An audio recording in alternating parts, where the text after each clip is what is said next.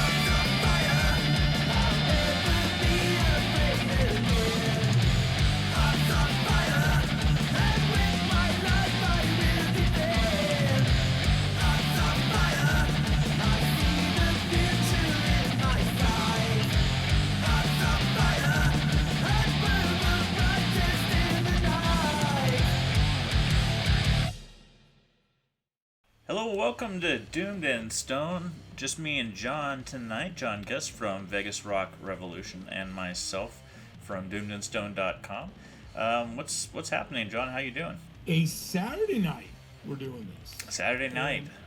And it's just an enjoyable night to look forward to. What an eclectically smattering of music we will have. Yeah, and our opener kind of gave you the hint this will not be your usual Doom Stoner program. We're going to venture out into some other discoveries that are tangentially related, I guess. Not that Haunt is any stranger to the scene. Right. They've been around for quite a while. Before them, Beastmaker. You want to talk to us a little bit about that opener?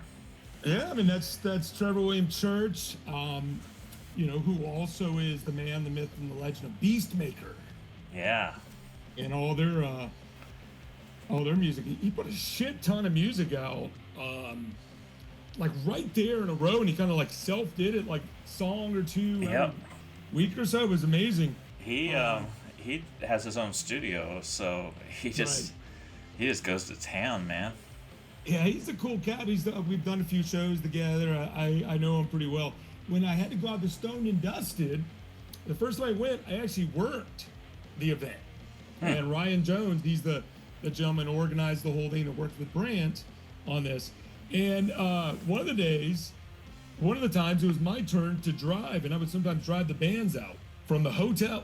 No, it's not even a hotel, like a motel, this travel lodge or whatever. And I had to drive this big old white van, and we'd go through the freaking sand, like these sandy roads.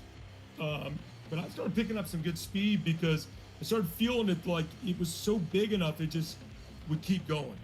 Wow. And I would have to keep it. And Trevor was next to me the whole time. Huh. We were fucking around the stereo, and he was begging me to play Dokken. I said, you know, and we both like Dokken, so cool. We tried to find something. But yeah, great band. Haunt, gosh, I mean, they've really done an amazing job this last year and a half, 2 years of getting their name out. Trevor's great engagement on all the social platforms. They're consistent in their music. New wave of British American metal. I mean, you know what I mean? Mm-hmm. How would you describe these guys? Yeah, that's a really good question. I guess it does take a cue from the new wave of British heavy metal, but Right. it's kind of also got some dark rock. You know, I don't know. I could pick it apart, I guess, like but it's just kind of evolved. It's like a virus that has mutated and has just become its own. It's found its niche now in nature, you know. So yeah, they've done really well. They've been in Rolling Stone. Nice. Two I didn't know or that. three times, which, you know, for an underground band, That's huge. it's a great accomplishment. And it's not like they're sellouts. You know what I Right. mean? And so that's always a good sign for us in this underground thing, is when you see a band like that, or you see a band like Crowbot, who absolutely is part of the stoner rock scene, came up through it, and they're doing actually, they had a top 10 song, and yeah, it's a catchy one, man. But to see these bands have that potential with not necessarily sacrificing the quality of their music, and that's when good music gets out there more. It happens because it's good, not because we're picking this and we're marketing the right song and we're going to produce this exactly this way with this beat. That's a bunch of bullshit. Some people want organic. They want something put together that's not contrived but has a feeling and a mastership about it. These boys, 2 guitar attack. They're one of the best at it. Live, these two are great.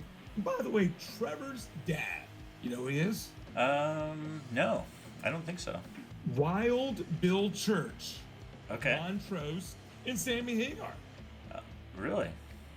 No, I wouldn't lie to you in front of, I don't know how many people are going to have this one. I don't even know. We might get when you're lying to me so or we don't not. want to do that. Yeah, it's a kind of a quiet little thing, but Trevor is one of the most prolific writers ever. Yeah. He's excellent in concert. Actually, his vocals went out the last Haunt show that he played here, or one of the last. He played at Beauty Bar. He actually couldn't sing, and he made John do it instead. Oh, no way. Yeah, and so they reversed because they do some harmony vocals, so they had to reverse. It's very interesting, but they still made a good show of it. Right on, man. Yeah. Pros. Seems Complete like pros. seems like he got a bug in his ear a few years ago, and it just spoke to him, and he just kept producing and producing You know and what? producing. You said bug in the ear. Yeah. Oh, you got a bud in the in the pipe. Actually, probably is more like it. Yeah, it could But be anyways- either way, but yeah, he just here's ran here's something Beastmaker to its logical conclusion, and then started Haunt, and then had some leftover Right. Beastmaker to give us, and it's still a very popular band. It's one of my favorites. yeah, great band. You know what? This song also starts us off. What we didn't even realize, but there's a certain thematic themes through. There's a certain themes through this playlist we have, and that doesn't mean they're all the same, but there's different themes within it. And keyboards or / synths that's going to be on the plate quite a bit today. Even though I'm not a big fan of it, Haunt even brings and delivers it. Yeah. In this song and this album, way more. And one of the ones one of the brand new songs from a certain band from Sweden. Good Lord, have mercy. Yeah, I kind of picked mine a little obnoxiously in some places just because, not to annoy you, but just to kind of challenge myself to see, like, okay, let me just kind of stretch my comfort zone here and see if there's some bands that are doing some really interesting things and doing it well. And I always respect that when a band takes challenges and it pays off. And of course, all the bands that we choose, at least in the first half of the program, really come from the tradition of 70s music, which was a huge roll forward in rock and roll and early metal. So a lot of them are digging further into that well and finding inspiration in some of the progressive era of music, which did use a lot of keyboards and things. I think the keyboards really kicked in a couple times, but I tend to think a lot more about the 80s when I think keyboard, because when they invaded metal. Mm-hmm. But Haunt is kind of that early 80s, like you said, late 70s, early 80s new wave of British metal, and like Priest and all these sax and everyone's coming in, and they got a little of that, but then he digs into this other direction. So, well, I mean, it all started with the organ, right? So in the 60s they added the organ to things, and probably even in the 50s too. Piano was even before that, which kind of annoys me as a pianist because I never really liked piano in rock and roll. It just feels like an adulteration, but it's always been there from the beginning, so I really don't have a case for feeling that way. It just, I liked Fats Domino. Oh yeah. When I was a little kid and watching Happy Days, I was totally in the 50s. Yeah. I was like 5, 6, 7, probably more 6, Jerry 7, Lee 8. Lewis, the whole shebang. I mean, they definitely used the classic keyboard, and then in the 60s you started seeing the organ added in a lot more. Oh, Deep Purple, John Lord. Yep. That's magic to me. And then the 70s is where you got the synthesizer introduced. Just fucking around that disco era in particular, and then Yeah. it just keeps going into. Ugh. Anyways, Well, I like it on Haunt, but the next band, I don't think there's much keyboard going on in this next no, band. this is One, is there? this is your good old-fashioned stoner doom sound with more of an emphasis on the groovy side of that. Gas Giant out of the Netherlands. Those who followed the scene closely enough will recognize the name. They're definitely not a new player, but this is a new album called Earthward Ascend. Earthward Ascend. What does that mean? Well, now the way I just said it, it makes me think like Earth Ward, as in like the mental ward, but I think it's more like Earthward Ascend, like toward the earth. Earthward Ascend. So that's kind of a contradiction. I don't even want to think about it because it's. Here's what I think, Billy. I haven't had anything to smoke, so. Hey, that's only one of It's us. not going to be fun to think about. It's like a contradiction. This thing right here is magic. This little pin, sometimes. Beautiful thing. Gas Giants, hopefully Gas Giant will listen to this. And so we ask you, answer Billy's question about the song. Like, what does it mean? Well, it's not the song, it's the album title. Whatever, they'll get it. Yeah. Yeah, of the album. So it'd be interesting to hear the backstory behind it. Gosh, they have a few albums out, don't they? Mm-hmm. 'Cause I think I have all their stuff too. Yeah, I love their stuff, and I honestly had forgotten about them. Not entirely, obviously, but I had forgotten that they were out there and doing their thing, and until they dropped this album, and it was like, oh, cool, I do like these guys. And the opening track, Liquid Core, is the one I've selected for us to kind of revisit them and get to know them again. Yeah, it was a good one. It's been an interesting album. I still got it in my phone, so that's always progress. Like, cool. Keep bands in there, and I want to hear it a second, third, fourth time. And they got enough street cred, knowing about their past albums and songs. They've been solid. So I think this is a good one. And where'd you say they're from again? Netherlands? The Netherlands, yep. Every once in a while, a band comes out of the Netherlands, it seems. Some pretty good ones, actually. Mm-hmm. Small Yeah, they're usually country. pretty decent. Small country. So Yeah, I've got two from that region on the menu for us today. You have two of them? Yeah. What the fuck? Yeah. That's amazing. Jesus. So let's talk about what you got picked out, buddy. Yeah, you're gonna make me feel. No, I'm joking. Well, guess what? I like where these guys are from. Actually, the band's Shogun. Mm-hmm. Brand new album out, Addendum. They had 3 previous releases. Like one of maybe was an EP. And these guys are out of Wisconsin. And listen, folks, from all around the world, the United States is very different in a lot of different parts of the country. And so there's no lumping all of us together. But Wisconsin is in this upper Midwest area with a heavy drinking culture because there's a lot of breweries in Milwaukee. They love cheese. They're really good at it. And there was a lot of Germans used to live up there. So there's even some kind of Bavarian ancestry there. And yeah, it's kind of old school, but those fuckers, I heard they opened up some part of it and showed some big ass bar just elbow to elbow. And there were other Midwest people going, I would expect nothing less. Mm-hmm. So anyways, that's just social commentary on that. Not really. So Shogun really, I've liked all their stuff coming up to this. It always has a good songs on their albums. Heavy on guitar quite a bit, which is really cool. So this is a 4-piece band. A lot of, they give some space on this song. So I chose the song Proto-Judas. And this song has some space where like the bass kind of gets some action and then the guitar kicks back in.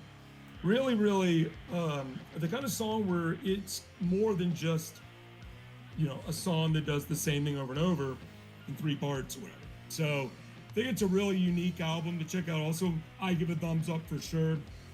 Small band out of Wisconsin, so if you dig them, check them out, man. They're good stuff. Are you familiar, my man, some with Shogun, or tell me about what you know about these guys? Not as much. I just got introduced to them through the Doom Charts, our little back channel group where we share recommendations and things. And so I downloaded their album and was meaning to give it a listen. And this gave me a chance to kind of soak it in a little bit more. So I'm glad that you picked it. Yeah. Not any keyboards on this one, I don't think. No. Maybe it could be an organ. I don't know. But man, just smooth sounding song, and it rocks. Yeah, it really does. Yeah, but it just rocks, and it's got some catchiness to it. It's a good job of those guys so far. The rest of the album's good too. But then we've come to you, sir. Yeah, so I wanted to give a nod to Horisont, who's a long-time player in the scene out of Sweden. Their new album is called Sudden Death, and it was just a matter of which track to bring you guys. And I know that most people have probably heard the single with the music video, which is honestly my favorite of the record. And there was another one that was kind of okay, but I didn't think it was the right sort of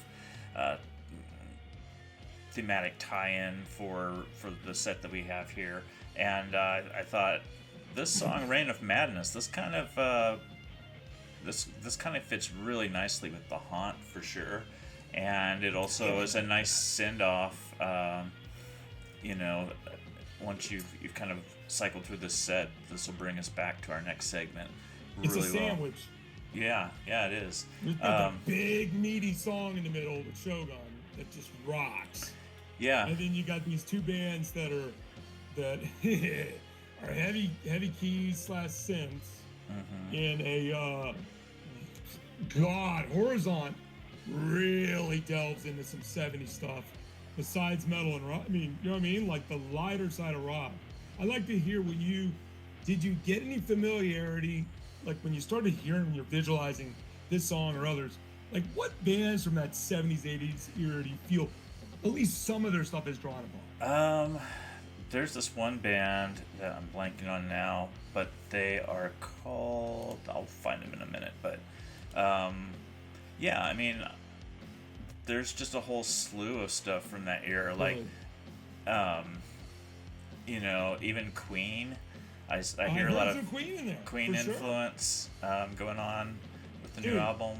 I can't stop thinking of the Flash Gordon song in particular. Sure. Yeah, that one really stands out as perhaps influential. I don't know. You know, I'm not a huge fan of the more progressive side of 70s music, but you know, I definitely got exposed to it. It was the popular medium of its day, and I was born in the 70s, so you know, how can you not? So anyway, you know, there's that, a little bit of the Who going on, that kind of stuff. Right. But there's another band. Oh man, I love these guys. Beggar's Opera. Is it Beggar's Opera? Who? Yeah, we may have to do like a special program where we just talk about some of these lesser known bands from the 1970s. Well, I think first we should do the one thing we're talking about. I think that was a good one. Yeah, you thought that was a good suggestion? Yeah. We get Bucky involved maybe on that one. He'd have some fun. Nice. Yeah, we got all kinds of ideas for you guys, but I felt like this song had at one time a little bit of ELO or something. ELO. Yeah, no, that's not a band I'm real familiar with. Yeah. But you're probably right, and there's probably a whole bunch of like European forebears. Yeah, it's Beggar's Opera is the one I was thinking of. I don't know what that is. Yeah, so Beggar's Opera in 1972, the album Pathfinder. It is just some really cool keyboard stuff. Let me just play a clip here and see if you get that vibe from this. Oh, so much piano. It's got a little bit of organ and keyboard going on.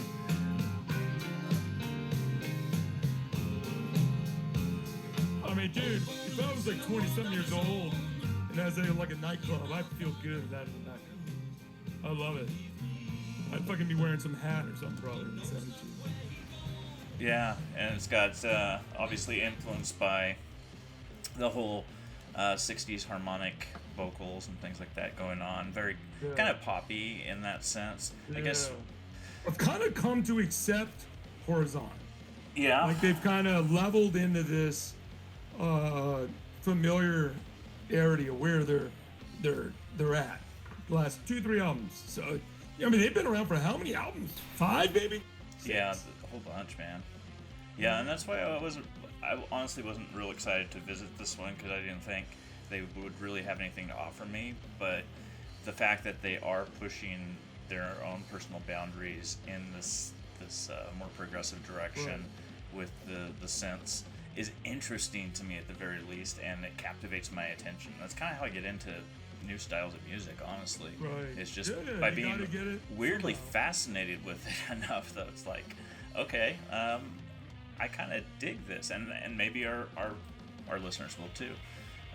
So with that, we should probably break and let folks have a listen, and we'll come back and maybe talk about it some more. Billy, one more. Yeah. Horizont just did a live show today. They did. Facebook Live. I think while releasing the album. Oh, okay. And so I think it went pretty good. I was out and about during that. And then Cold Stairs, who guys, just great heavy blues rock, Americana, kind of just unbelievable two-piece out of Evansville, Indiana.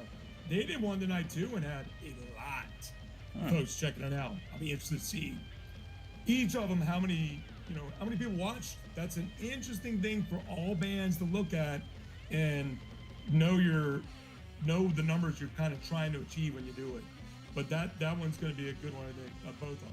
Yeah. Horizonts, they got worldwide appeal, so. And you got to know where your audience is accessing their music too, or their music news, I should say, because for some people it's going to be Instagram Live, which of course is connected materially with Facebook. I don't know if you can do like a simulcast between the two. I think they did. I think Cold Stairs did. And that was if that was the case, that was a really smart move. Yeah, and I think, Mr. Billy, they were trying to do YouTube too. Mm-hmm. That's this emerging or really here now kind of platform also.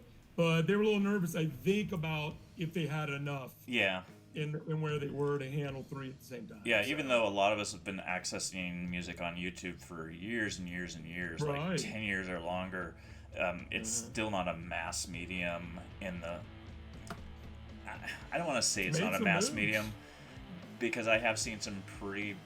Like Clutch went live on YouTube this past week, and they got a really decent audience. It just depends on how you cultivate your audience and on what platforms.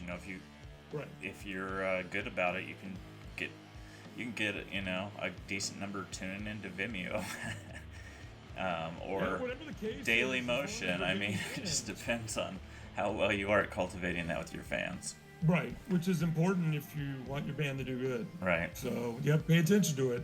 It's not easy. No. And the tendency is not always to do cross the T's and dot the I's and all that. Exactly. But some of these bands are smart and they're doing it the right way. Mothership killed it. Cadaver killed it. So hey, let's hear these songs. Enough of us. Okay, man. We'll be right back on the Doomed and Stone Show with more.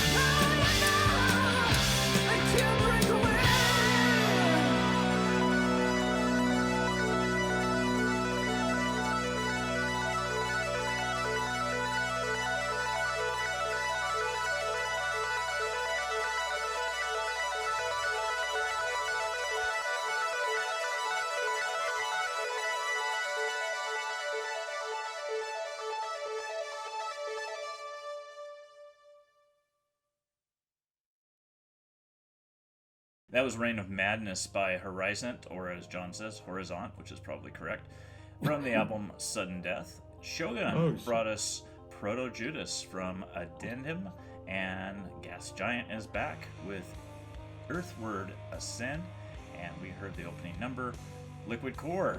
Well, let's move forward. We're getting a little wilder and weirder as the show moves along. So, what do you got for us, John? Well, you know what? So we go in this other direction, and got a band that's hot off the presses. I've never heard of my life till this week, and a whole bunch of people were like, "Holy smokes!" Kryptograf, out of Norway. How about that? Like every week we have a Norwegian band now. That's pretty cool. I told you there were bands there. So, anyways, these guys, self-titled, coming out, debut album. The song "The Veil" has been their first release. Some folks have been privy enough to hear the whole album. I am one such person, and I dig the album. So these guys are like this mix, retro blend of witchcraft, pentagram, and cadaver. Just kind of, and someone else even wrote that, and I have to agree. Those three bands put together, it has varying textures of songs throughout the album, but on this one, it's got the old school doom vibe, but retro at the same time. Yeah, this was a good find. I was not aware of them previously, so you are introducing me to some new music this week, John. Thank God. It's good. It's good for us. Yeah, man. I mean, it's good stuff for folks out there listening. You be a judge for yourself, because that'll give you a good indication of what the album sounds like. But they are, again, varying in their textures and styles within a certain space. So really a one to check out, guys. So Kryptograf. And looking for that on June 12th. June 12th. Yep, the debut. But your next one is probably my favorite song you put on the show. Oh, cool. Yeah. Well, I did something right today. Stop it. We got Ethyl Ether, which is kind of a weird name to me, but it makes sense when you think about it. And these guys are out of South Africa. Now, I was basically just introduced to the band, but they've been around for a minute. This is their third album. It's called Neon Chrome Jesus, and the Cape Town 4-piece just dropped this last week. Doomed and Stone premiered it. I reviewed it.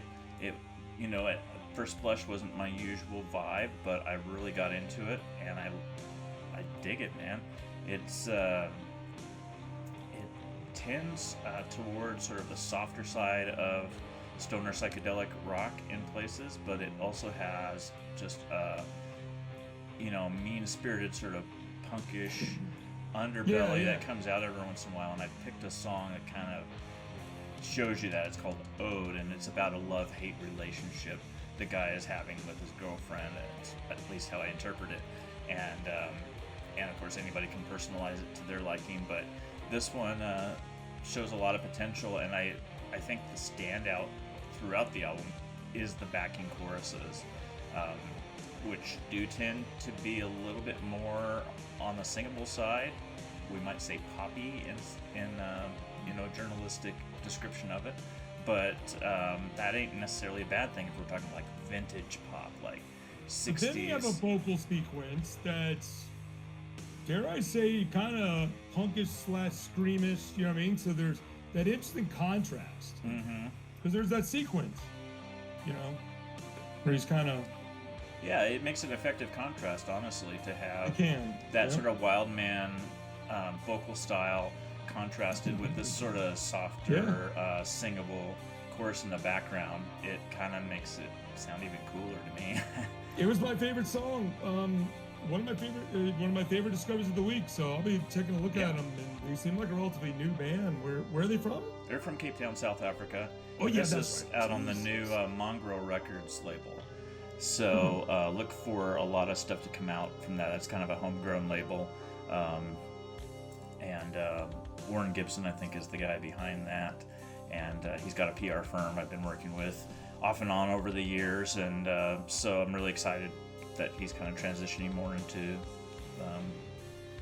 a label that will showcase some of the talent in the heavy underground there. Right. Yeah, rarely hear about bands from Africa, period. And South Africa would be the one I've heard a couple, but I maybe couldn't even name one off the top of my head for right now. So that's impressive. Yeah, I liked it. There was a band called Suck that we did a feature on last year. We did track down like the last active member of the band, and the lead guy, and that was a fun piece that we did. And they came out about the same time as Black Sabbath. When heavy metal made its splash, it made a very quick ripple around the world, and you had bands popping up. There's an interesting documentary on YouTube. I think it's about Zambia, Zamrock, I think they call it. I might be misremembering, but it was a very brief window, like 3 to 5 years, in which, psychedelic style 70s heavy music thrived in Zambia, and then just because of the changes in politics and there was like an economic depression, the music just kind of died away, and so did people's ability to record and document what they were doing. But for that brief period, they did record and they did distribute, and amazing. Same thing was happening in South Africa, and so in 1970, what you said? 1970s, like 1970 a long time ago, 75, yeah. And long time. Then I just kind of discovered this band Juggernaut in the 2000s out of South Africa, and that really got me fascinated with the whole thing. And it was the first awakening, I guess, I had to the idea that, wow, there's people playing this music everywhere, right? And I just wasn't a global-minded person at the time. I just had my few American bands I was tuned into, and so this Juggernaut band kind of opened me up to the South African scene. And they kind of played a little bit in that stoner doom style, but again, they played up this wild man thing they had going on. And then the next band I think I was exposed to was Rough Magic, which I really like. And they're from there? Yeah, they're out of South Africa, and they're just. I'll have to check them out. They have something new out, right? Yeah, they just came out with a new single for their next album, which will also be on Mongrel Records. And they did the festival circuit last summer for their most recent album before that. So they're starting to get a name. That's a band I think that should be really big in our scene, Rough Magic. I think you've told me about them before. Yeah, I need to give the proper listen, Yeah, so opening horizons here as we maybe that's what Earthward Ascend means, is we're on Earth kind of ascending above our own little spaces. So, there's probably some aliens. They know what's up, but we don't. I'm not going to go that far, but they probably know. We're probably like a video game to them or some shit. It's crazy. Let's talk about something to think about. Let's talk about ancient aliens then with Eternal Engine. Do you think there's something going on there with that name? Yeah, this is a great band. I bumped into these guys somewhere along the line early mid this year so far, and Eternal Engine has just been an interesting band to listen to. I listened to it the last couple days, and really had a hard time picking which song to play. And it's funny, my buddy Billy over in Florida, he said, "What bands are you playing?" And I told him a couple of the bands. He goes, "What? Let me guess on the songs." I'm like, "Okay." And so he got it in the top 3, but he didn't get it at the beginning. But I chose Mars Red Sky. And I'll tell you, they just got a great sound. Really has some, at times, Tool kind of vibe here and there. But what do you think? Yeah, I was picking up on a little bit of the Toolish vibe there. Yeah. Sometimes, yeah. There's a couple bands to show that they have a clean kind of feel. Right. A lot of these bands coming up here. And I listened to, I mean, honestly, it's an album I'll probably be playing again. That's how much but it's not, I mean, I don't know how to really describe it. It's like prog meets heavy rock meets kind of psychedelic. Yeah, it's going to get really tangly here in a little bit when we try to start describing these bands in words. We're just got to do it. We're just going to wing it. Yeah, exactly. Yeah, so we'll just have to have the listeners. There's always someone to chime in, figure out. Yeah. And Germany, is rich with different strains of innovation. That's where the whole shoegaze thing was really popular back in the day, and still is. Germany. Right. Yeah, 3-piece from Germany, these guys. Yeah, huge progressive scene, huge shoegaze scene, huge everything over there. I mean, shoegaze is an interesting term. Mm-hmm. So, and I'm not the pro with it like you. What does it mean exactly? Like I've seen the label on certain bands, and I check them out, and I'm like, I think I've got the common denominator. But what about you? How do you feel about that? Like, what's the? I don't really know, honestly. Like, I'm not a huge fan of shoegaze, other than I think it's pretty cool, to listen to. But I haven't gone into the depth of the history of it. I've just always thought it meant like you're just kind of looking down and contemplating. It's kind of the precursor to goth and all the the band or the fans or both. Probably the fans, yeah. That's interesting. Yeah, I always thought it would be the bands. Yeah, but that's total. Someone's gonna totally bitch me out and correct me if I'm wrong, but maybe that will we'll see. Inspire me to do a little bit of looking into that. But yeah, I've kind of I'm not an expert on all genres, and that's my fault. I like to put you on the spot because you got good knowledge. So usually you got a good take. So yeah, we'll see if I'm right about that one. Well, let's check out these 3 bands. All right, I'm ready for it. We'll be back with more as usual. We got 2 more segments here on the Doomed and Stone Show. So check us out at doomedandstone.com and give a listen to our new discoveries here as the show rolls along.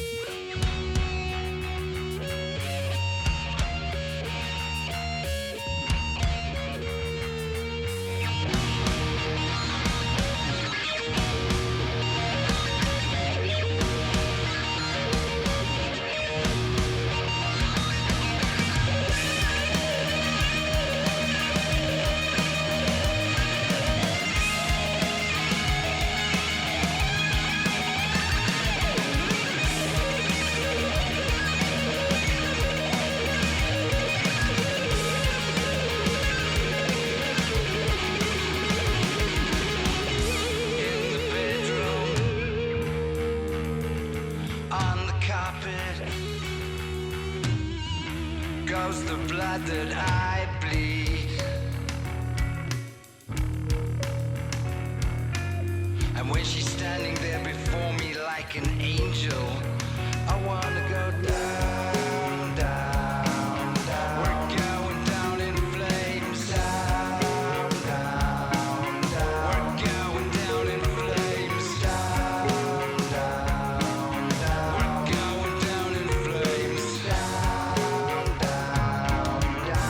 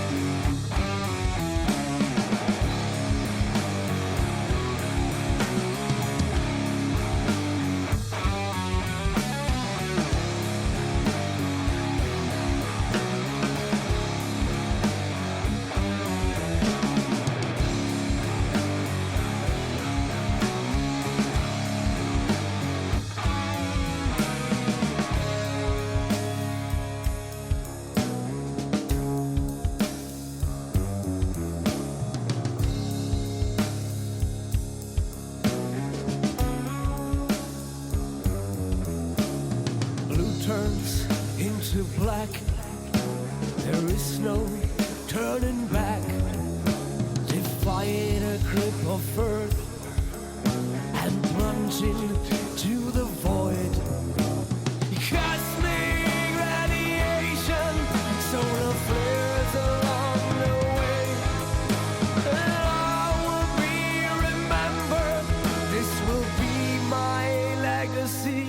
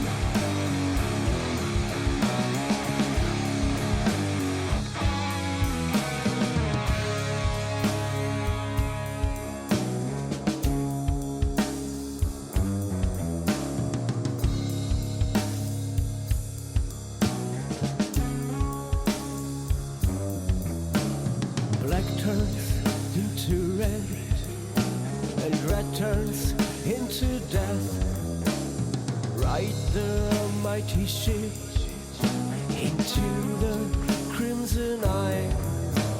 Shadow to move falls onto the red waves, and they were born out of greed and designed just for deceit. Under the Mars red sky, a new hope becomes delight. Now we cannot be undone. 800 trips around the sun.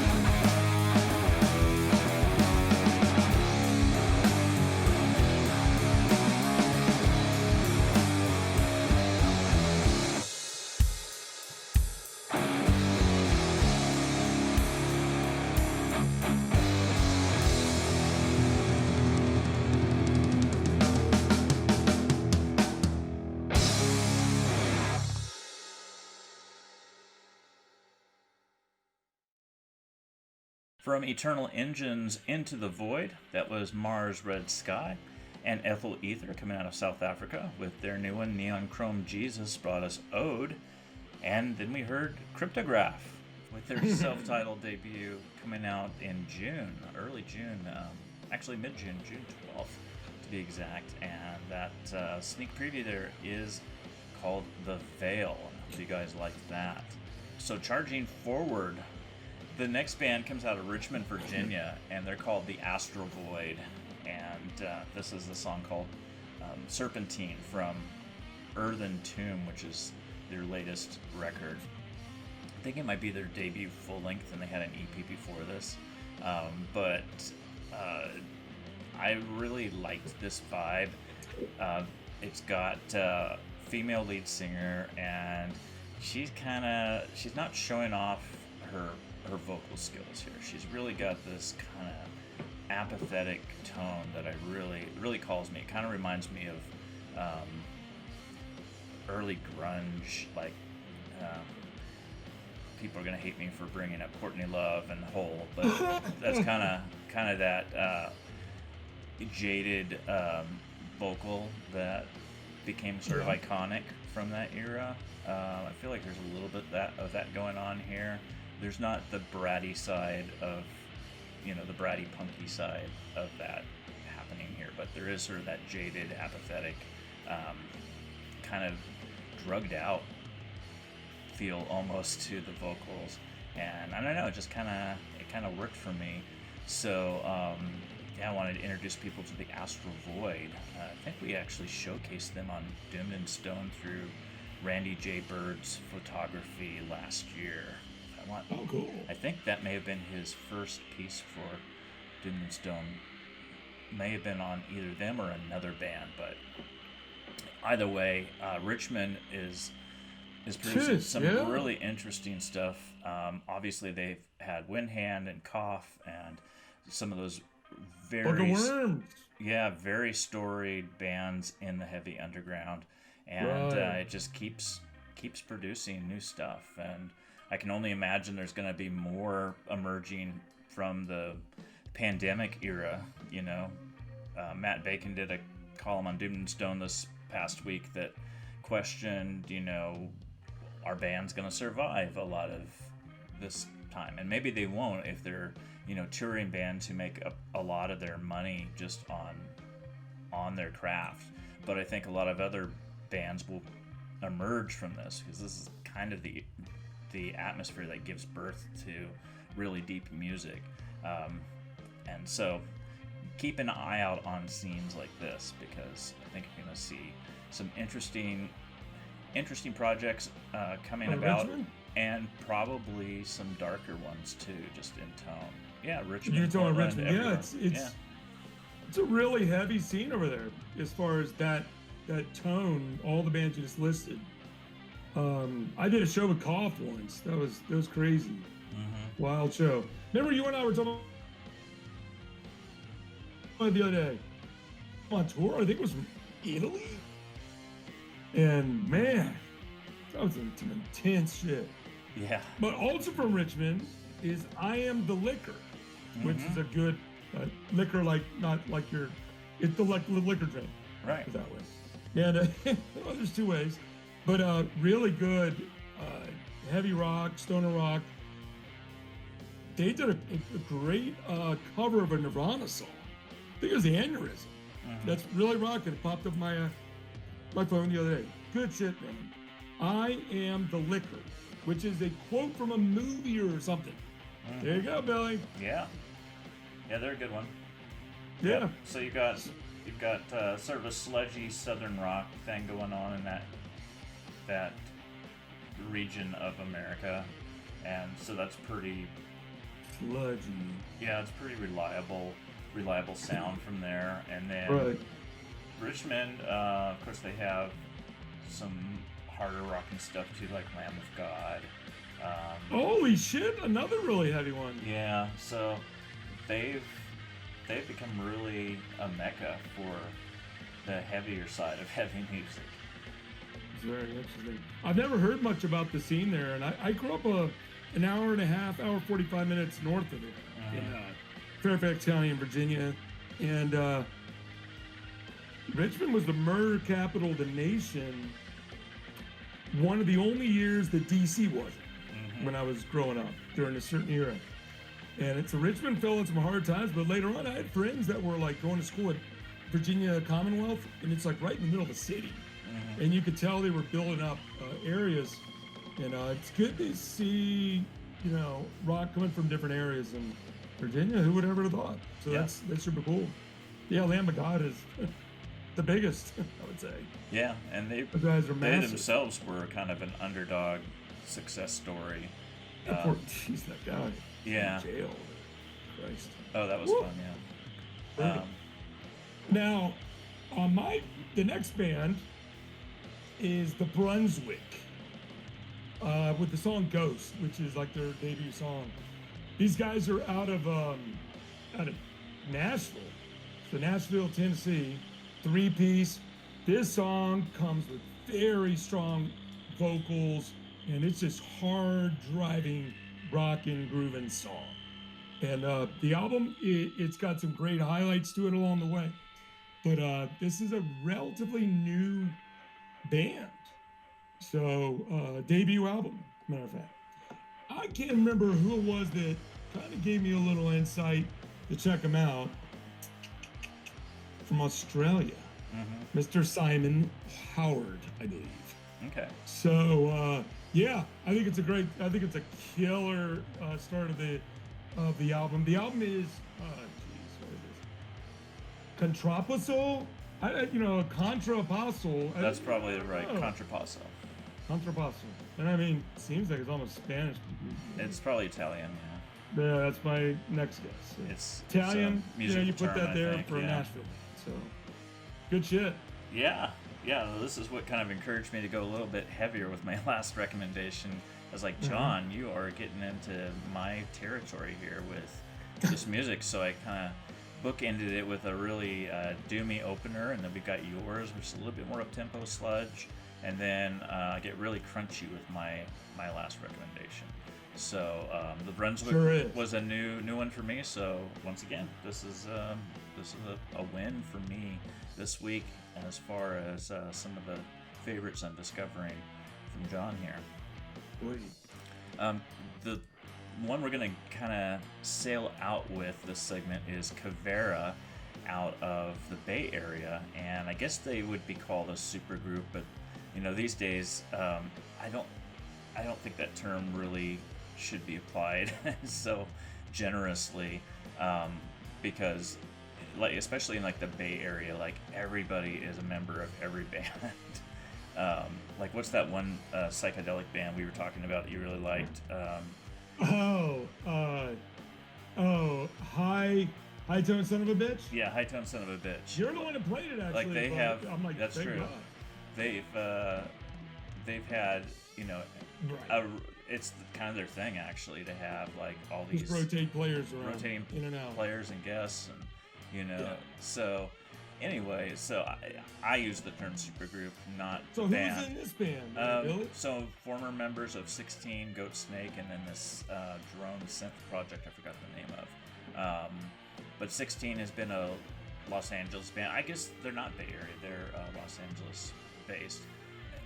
It may just stretch through California. Yeah.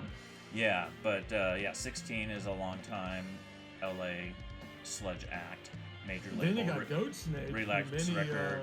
Goat Snake, very storied in the scene. Probably wouldn't recognize, every member from every one of those groups, right? Obviously, the vocalist would be really familiar. I think it's like the bassist from Goat Snake or something. Maybe not even that. Maybe the drummer. Yeah. Yeah, I don't know. I looked it up on Metal Archives, and then it was down today, so I couldn't verify. But yeah, we actually debuted something from this band at doomedandstone.com, and it was this song, Black Tie Event, and I really liked it a lot. And it kind of reminded me of a Beastmaker song. So you might hear some familiarity there with the first half of the main theme, like the main motif. Reminds me of the song, I think it's now Howls the Wolf or something like that, from Beastmaker's second album. And for the longest time, I was like, bugging me. I was like, I know that's not the exact riff I heard before, but it's part of that. And it's probably not even unique to Beastmaker either. It's probably just one of those, classic heavy metal riffs that's been around forever and just kind of sticks with you. Right. Probably even goes deeper than that. But anyway, it's a very familiar motif that Keverra does some really interesting things with and kind of turns it into a monster. So I think it will hook you. Yeah, it was heavy. Cool, man. Yeah. Well, heavy stuff. let's give it a listen, and we'll be back with our final segment, which I'm sure we'll have a lot to talk about because it gets a little crazy. I guess crazy compared to what, right? Crazy compared to our usual, maybe. It's a little all over the place, so it'll be fun. I'm looking forward to it. It's good music. That's yeah, what matters. Exactly. We'll be back in moments on the Doomed and Stone Show.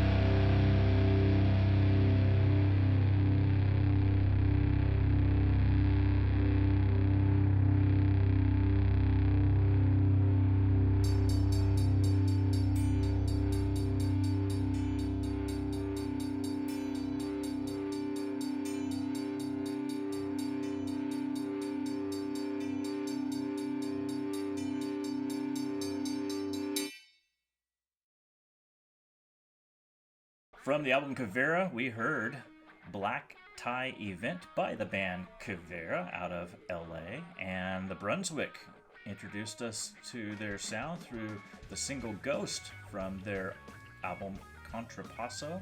Has that come out yet, I Joe? believe it's out. Okay, cool. And then Astral Void bringing us Serpentine from the album Earthen Tomb.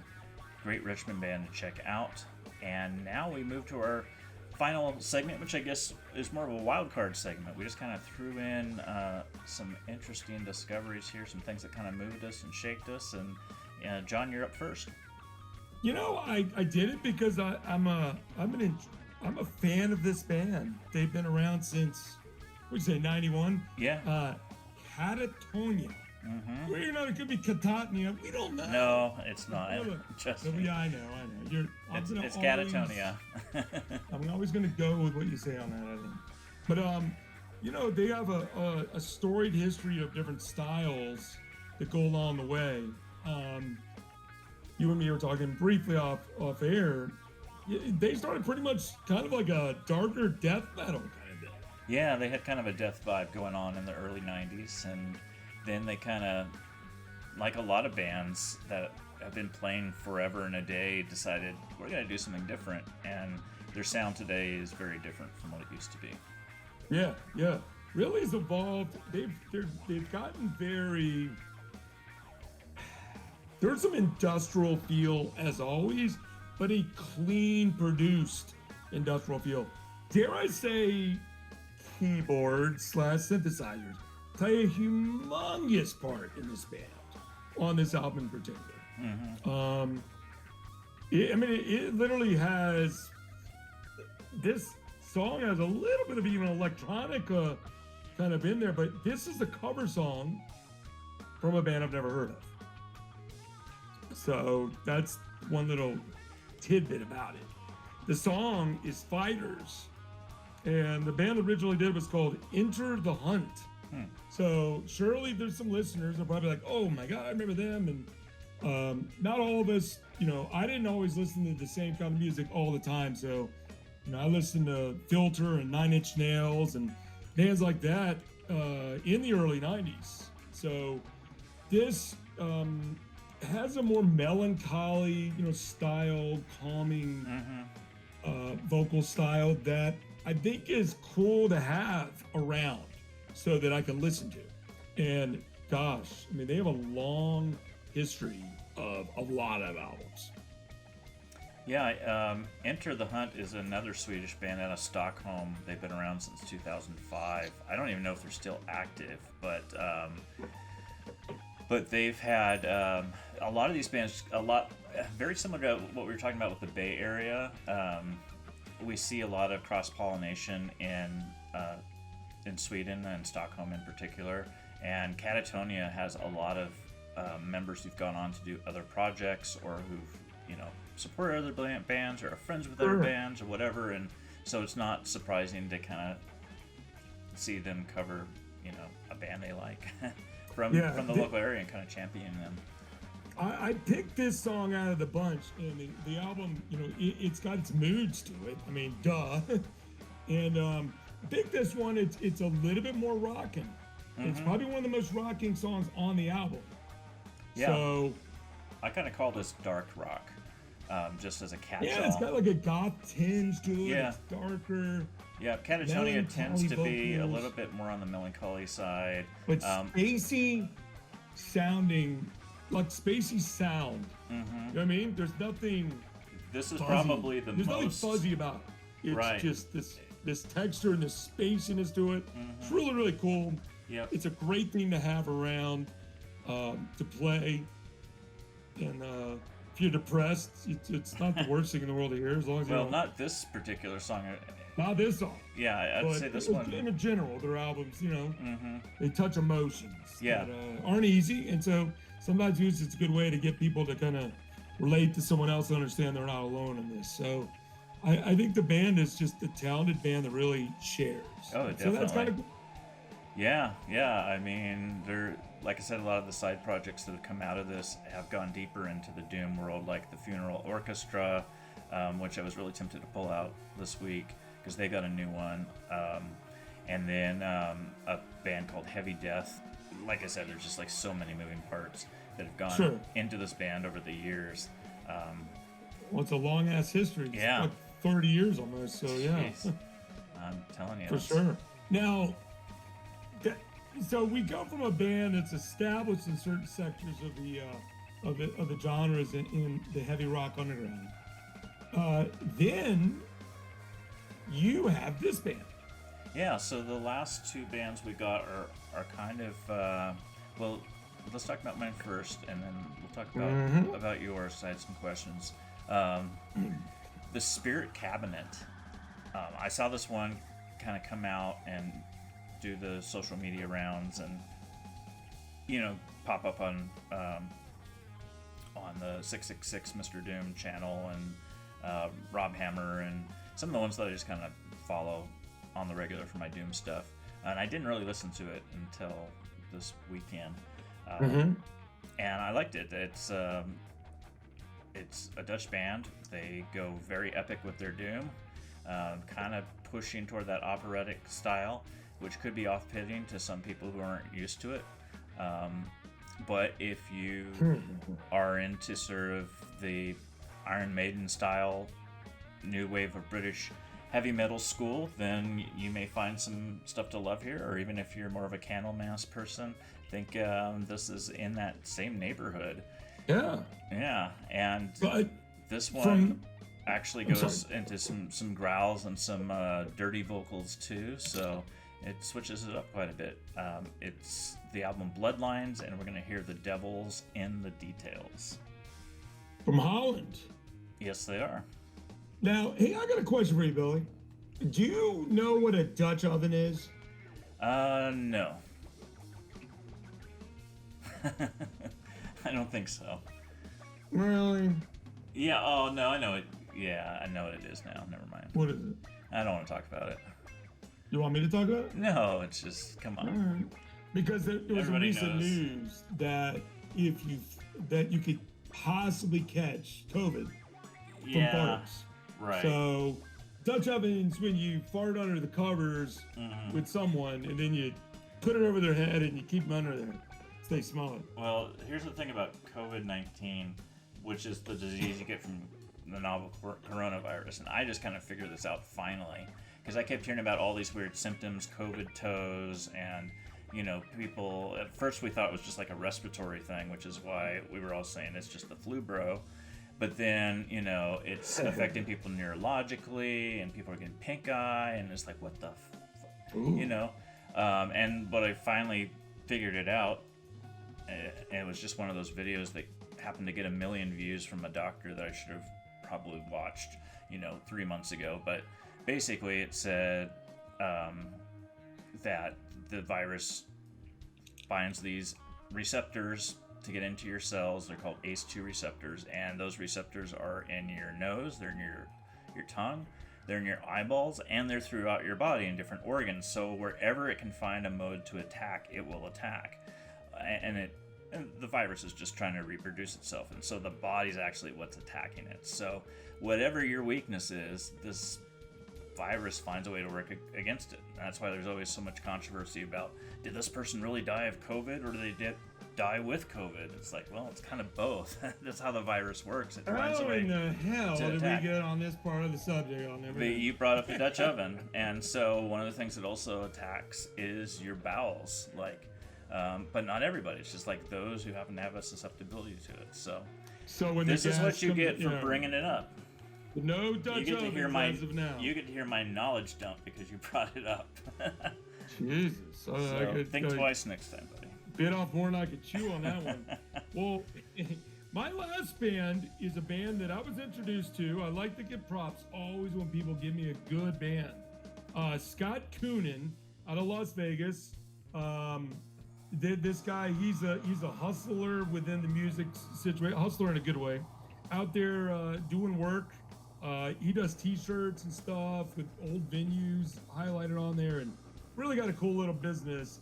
And also works within one of the record labels here in town even. So he sent me over this band Sermon. sermon. A sermon at church. And the song will be The Preacher. And it's off this album, Birth of the Marvelous. And came out last year, but I figured it's too perfect not to pair with Katatonia. Compared to what, Billy? Just say Katatonia, dude.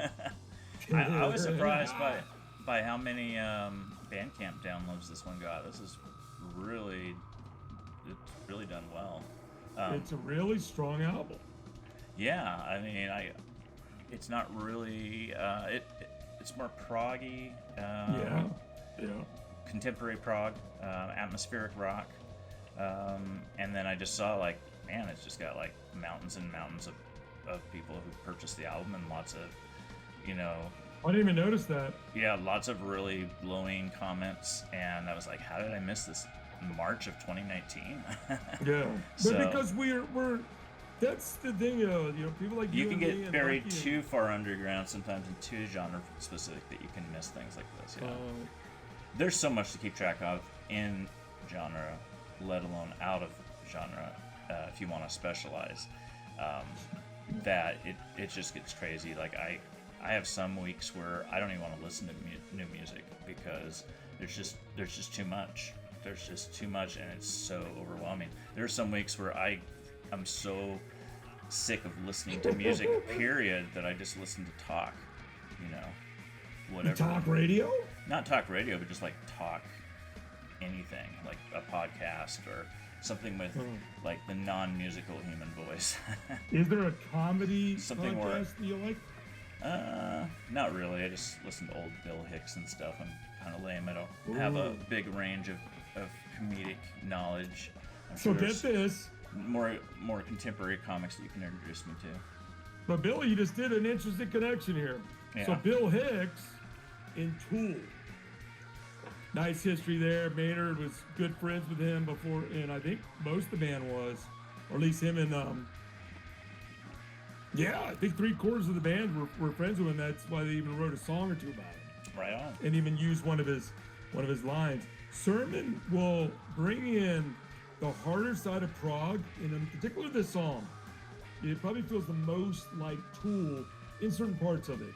It really has the power that just drives it. The whole album does not sound just like this, and it is multi-textured within it. But the vocals are clean and very strong, and the production extremely clean and high level.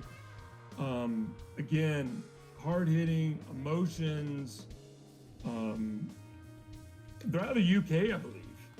They are, because I was going to ask you, I see they have a show scheduled for the Netherlands in September, but outside of that, there's no information on their Bandcamp. I don't see any link to a Facebook or an Instagram, so I have no idea where they're from. They're not an overly active, I mean, you and me, we bring on bands on this show that,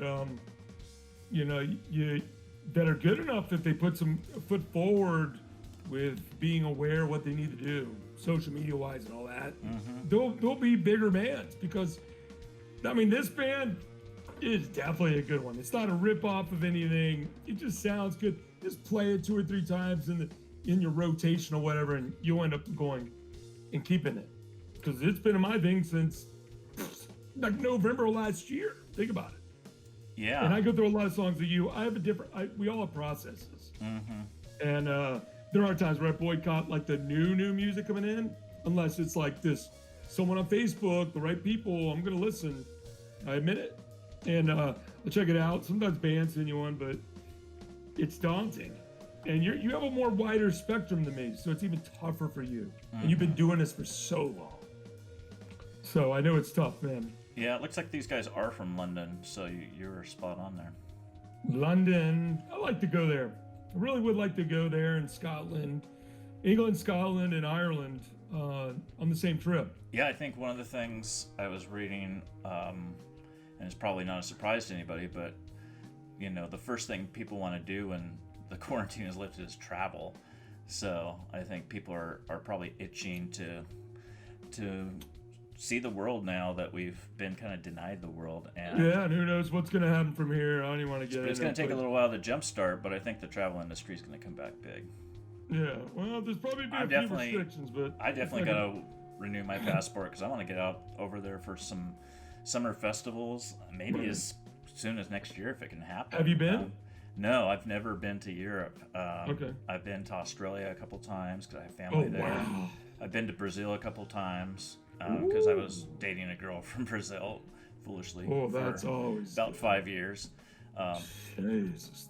But the Brazilian girls are so great. Yeah, but I got to know the 10 culture years and the people and the music is just awesome, and and the bands. I want to plug real quick a compilation we just came out with. It's actually not one of our most popular compilations, probably because it's not a scene-specific one. But I worked with the editor of our companion site, Doomed in Stone Latino America, Roman Tamayo from Venom Savati, and we came up with this idea of just featuring two-piece bands from Latin America. So this would be Central America and South America. So it goes all the way from, Mexico down to Argentina. And come on, everyone knows that. Yeah. Latin America's always, Not everybody knows that. Like I didn't. Know that. Come on. I had to double like check. your education. I had to double check that Brazil was included in Latin America. Well, because they speak. Because it's the Latin language, no, yeah. It's the same continent. It's the Latin-based language. I get it, but. Yep. But yeah, I had to make sure, that we're talking about that entire region.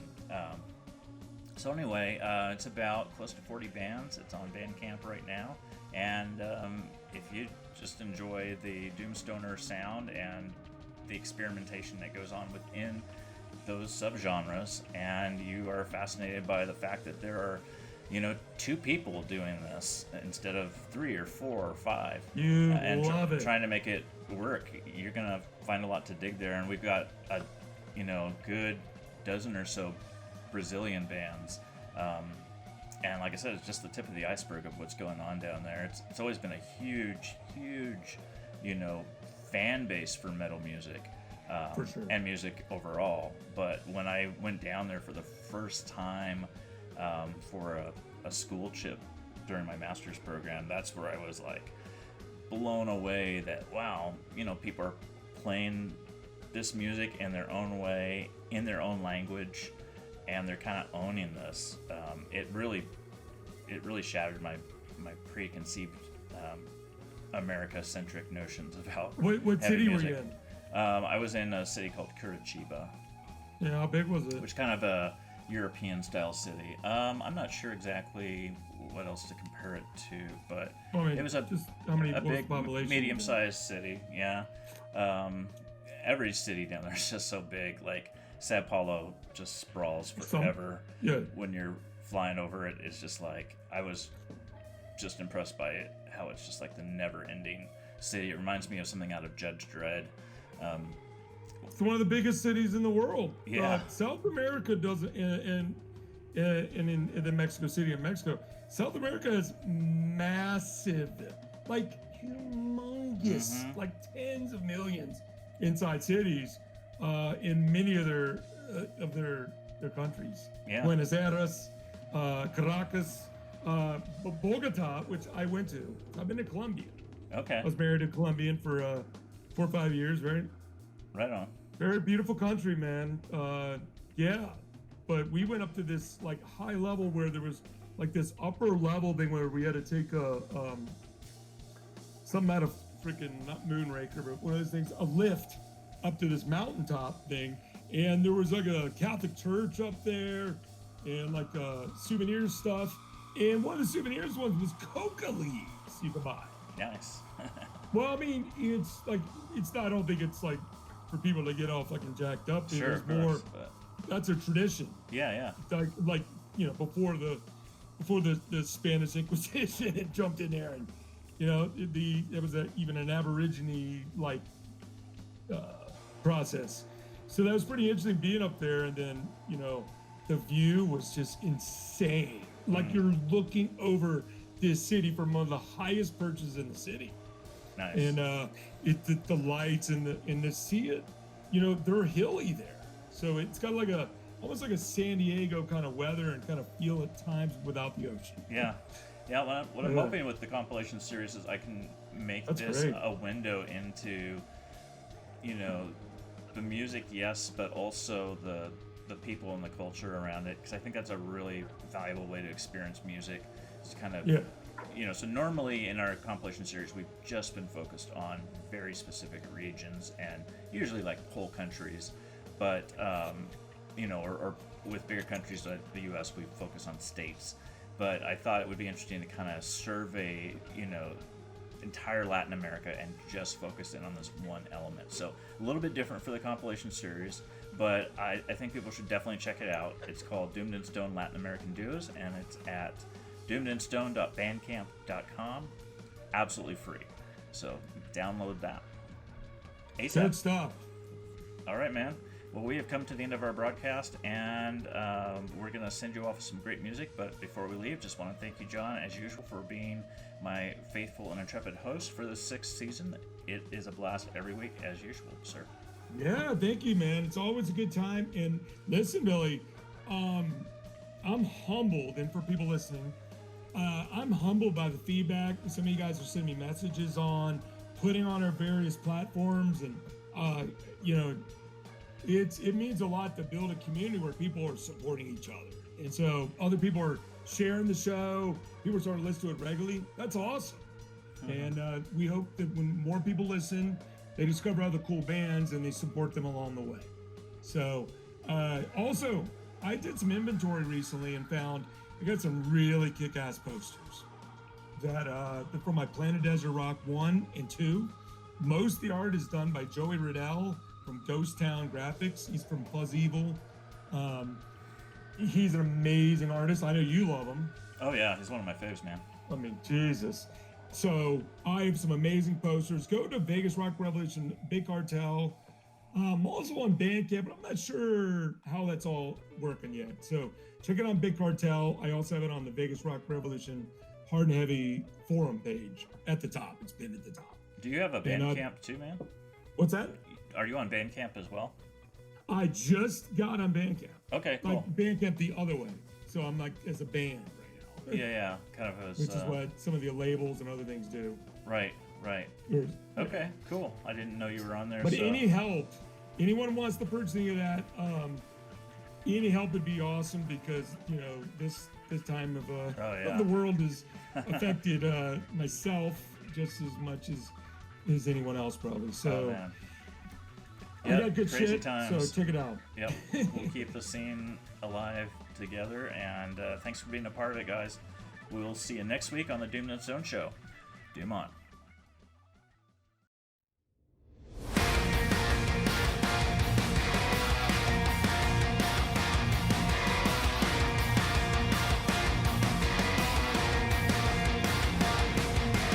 One man down, 5 more left to go. 5 more left to go.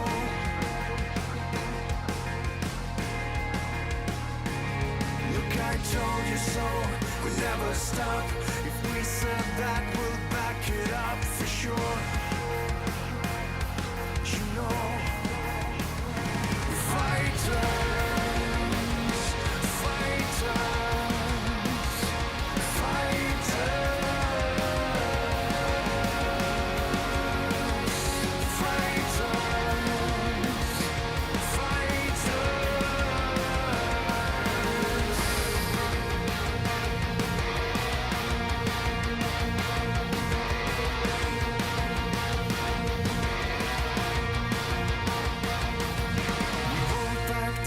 stay true to the core. Stay true to the core.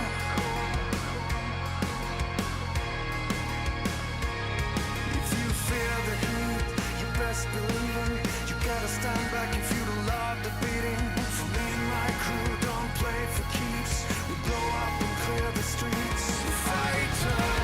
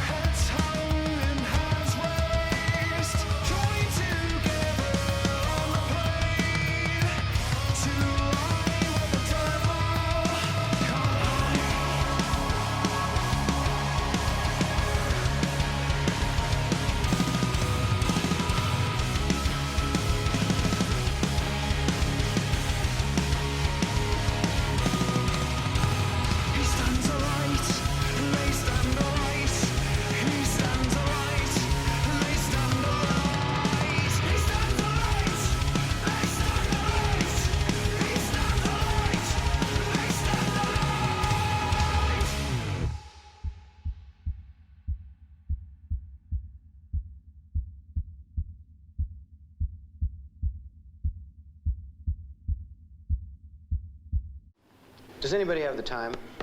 5 after 12. Okay, that's enough for today. On Monday, we'll talk about another pattern that might be of interest to all of you, cannibalism. Have a good weekend.